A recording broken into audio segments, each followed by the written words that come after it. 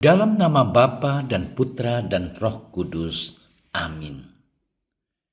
Allah Bapa, pencipta manusia dan alam semesta, kami bersyukur kepadamu karena Engkau selalu bersabda kepada kami melalui kitab suci, alam semesta, dan sesama kami.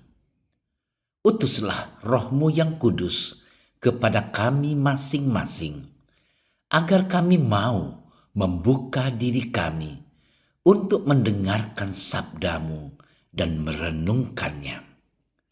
Semoga kami tidak hanya mendengarkan, tetapi juga mampu melaksanakannya dalam hidup kami sehari-hari.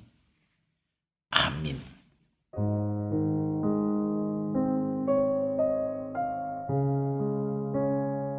Sekali peristiwa, datanglah seorang kepala rumah ibadat, lalu menyembah dia dan berkata, "Anakku perempuan baru saja meninggal, tetapi datanglah dan letakkanlah tanganmu atasnya, maka ia akan hidup."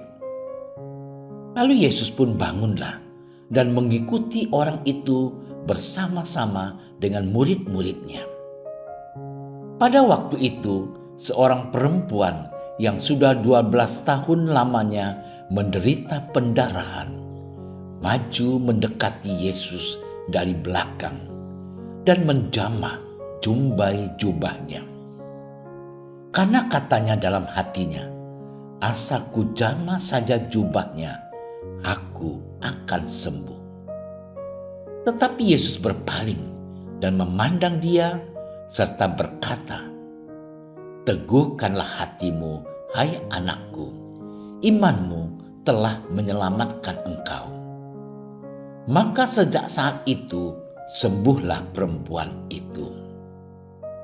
Ketika Yesus tiba di rumah kepala rumah ibadat itu dan melihat peniup-peniup seruling dan orang banyak ribut, berkatalah ia, "Pergilah, anak-anak ini tidak mati, tetapi tidur."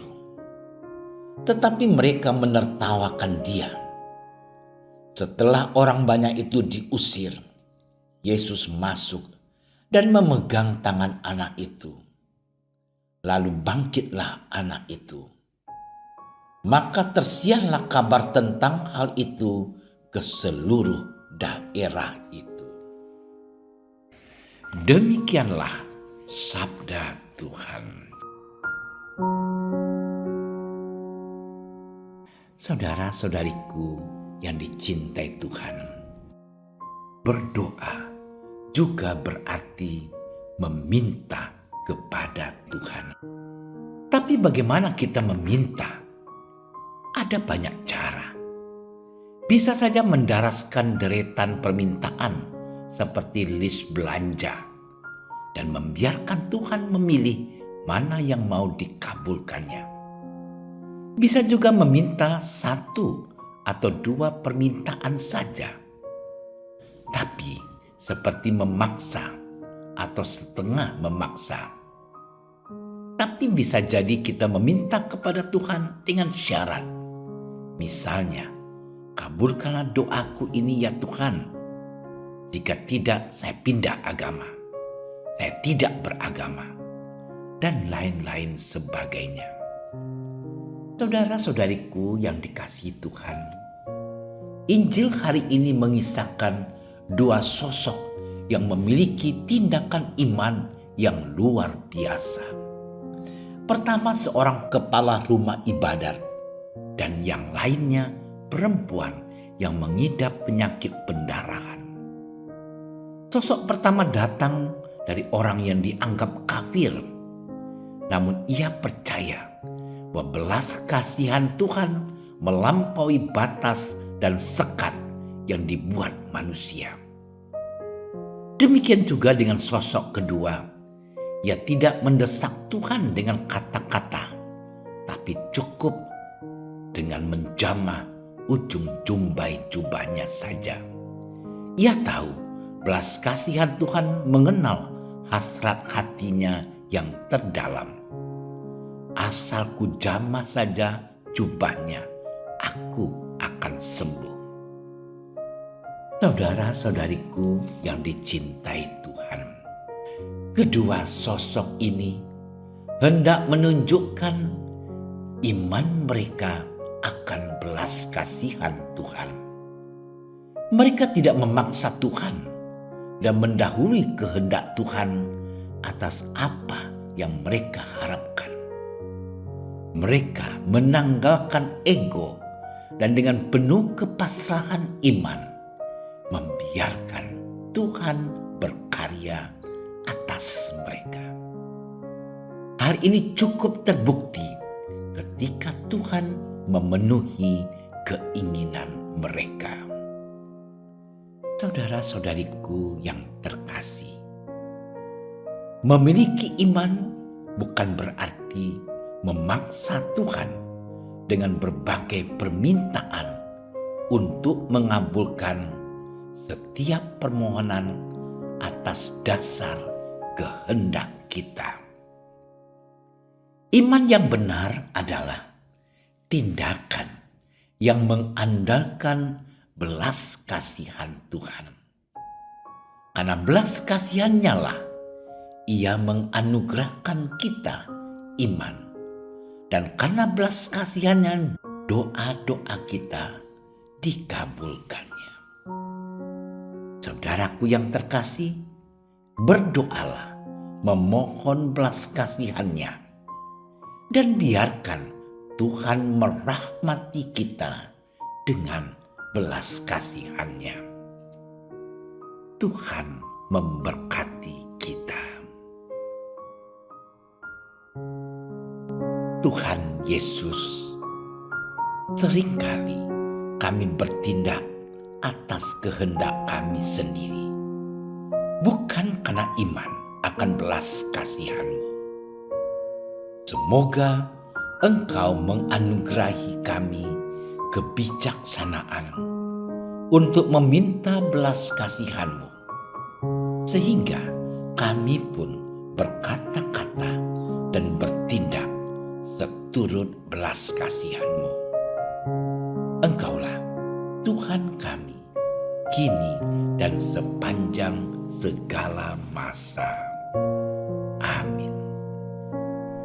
Kami berdiri di hadapan-Mu, ya Roh Kudus, pada saat kami berkumpul di dalam nama-Mu. Bersama-Mu sendiri yang membimbing kami, membuat diri-Mu nyaman berdiam di hati kami. Ajarilah kami jalan yang harus kami tempuh dan bagaimana kami harus mengikuti jalan itu. Kami lemah dan berdosa. Jangan biarkan kami mendukung kekacauan. Jangan biarkan kebodohan menuntun kami ke jalan yang salah. Jangan pula keberpihakan mempengaruhi tindakan-tindakan kami. Kiranya kami menemukan di dalam Engkau kesatuan kami, agar kami boleh berjalan bersama menuju kehidupan abadi dan tidak menyimpang dari jalan kebenaran dan apa yang benar. Semua ini kami mohon kepadamu yang berkarya di setiap tempat dan waktu dalam persekutuan dengan Bapa dan Putra untuk selama-lamanya. Amin. Bapa kami yang ada di surga, dimuliakanlah nama-Mu. Datanglah kerajaan-Mu. Jadilah kehendak-Mu di atas bumi seperti di dalam surga. Berilah kami rezeki pada hari ini, dan ampunilah kesalahan kami, seperti kami pun mengampuni yang bersalah kepada kami. Dan janganlah masukkan kami ke dalam percobaan, tetapi bebaskanlah kami dari yang jahat. Amin.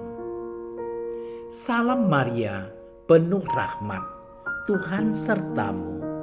Terpujilah engkau di antara wanita, dan terpujilah buah tubuhmu Yesus. Santa Maria, Bunda Allah, doakanlah kami yang berdosa ini, sekarang dan waktu kami mati. Amin.